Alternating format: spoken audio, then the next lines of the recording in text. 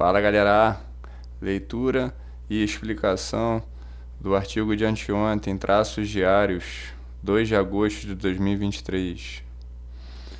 Existem pessoas que não fazem as coisas porque não querem, mas não fosse por uma dificuldade sua de querer, talvez até as fizessem. O que eu quis dizer com isso, pô, não me lembro mais.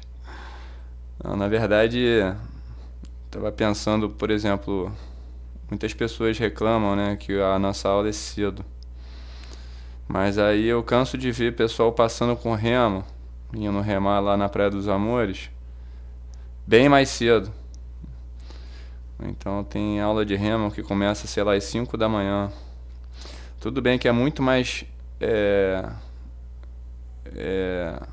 cansativo, é mais desagradável no sentido de ser mais sacrificante a gente fazer o nosso trabalho de ambientação, porque a gente tem que entrar na água, né? A gente sente frio. O camarada que vai lá remar, bem ou mal, ele tá fazendo a ginástica, o exercício dele, mas é mais confortável, né? E aí, nesse distanciamento bem maior, no qual o praticante experimenta em relação à água, ele se distancia também da percepção da sua real vulnerabilidade. Mas o que eu quis dizer foi que existem pessoas que não fazem porque não querem, mas às vezes esse querer, ele não é consciente. A pessoa é induzida a não querer porque ela já tem uma predisposição para não querer uma coisa desagradável de manhã cedo, um cara chato enchendo o saco. E aí o artigo fala sobre isso, sobre a questão, mais uma vez, da disciplina, dessa correlação, né? A transferência dessa capacidade, dessa habilidade de suportar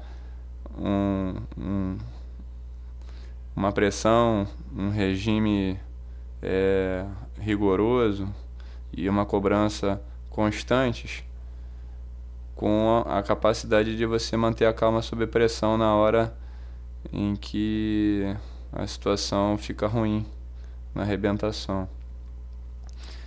Então existem pessoas que não fazem as coisas porque não querem, mas não fosse por uma dificuldade sua de querer, talvez até as fizessem.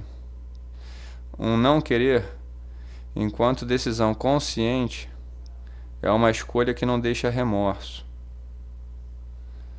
Já quando existe um algo a mais envolvido ali, que é aquele motivo, né, que faz a pessoa ficar com preguiça, pensar 2 vezes ou até 3 vezes antes de ir.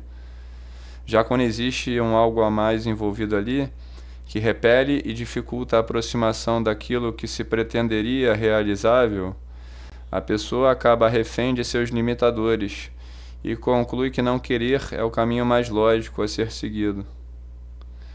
No caso da arrebentação, não temos como dissociar responsabilidade e disciplina do caminho que buscamos em prol do desenvolvimento da nossa capacidade de sobrevivência no ambiente. A responsabilidade por nossa segurança e a disciplina, que é a virtude com a qual os esforçados conquistam seus objetivos. Não seria legal aprender a se virar numa realidade que exige de nós uma autonomia que ainda não possuímos? Você se sente bem terceirizando esse tipo de segurança? Com o agravante de que na arrebentação existe um limite para a supervisão que somos capazes de oferecer uns aos outros, pois o ambiente é infinitamente mais forte que nós. Até que ponto estou disposto a continuar contando com a sorte para que no final termine tudo bem? Estas e outras são questões que podemos levantar com relação à responsabilidade que todo adulto deveria buscar para si. Concordo que tende a ser desagradável sujeitar-se a uma aula em que responsabilidade e disciplina são exigidas dos alunos a todo instante, quando a cultura na qual estamos inseridos exalta justamente a busca pela facilitação como caminho para abreviar processos e acelerar o alcance de metas difíceis. Pense numa versão light do RSS, em que a aula iniciasse mais tarde, 2. A turma ficasse à vontade para conversar, botar a mão na cintura, cruzar os braços, ir na água a hora que quiser, ficar em fila só se quiser, vestir-se da forma e com a cor que preferir, etc. Então a gente está imaginando uma versão light do RSS em que, número 3, houvesse um cuidado para diversificar e anunciar antecipadamente programações especiais para quebrar a monotonia da rotina. 4. A participação no projeto fosse incentivada por meio da promessa de resultados. 5. Promovêssemos acesso a desempenhos artificialmente mais elevados, visando preencher as expectativas geradas pelos resultados prometidos. E 6. Uma série de outras medidas que, comerciais, provavelmente atrairiam mais pessoas para o RSS. Da lista acima, até entendo que talvez os itens 1 e 3, que é começar a aula mais tarde e tentar quebrar a monotonia da rotina com programações alternativas, até entendo que esses itens talvez possam não ser tão representativos assim da força de vontade dos alunos, pois atenuadores importantes podem explicar essas restrições sem botar em dúvida o seu interesse. Ou seja, a pessoa que não está vindo porque a aula está muito cedo, não necessariamente é uma pessoa que não está muito interessada no projeto. Às vezes tem uma pessoa que é talvez o mais interessado que eu conheci até hoje, que ele tinha 2 empregos e não tinha tempo para dormir, então chegava no sábado, era complicado para ele vir, né? Então eu considero isso um atenuador que explica, né? Nesse caso, a pessoa tem todo o interesse, mas ali realmente está requerendo um pouco além do que ele já está dando ali pela família dele, né? No dia a dia dele. Mas quanto aos demais itens, esses inevitavelmente ferem preceitos teóricos fundamentais da nossa metodologia.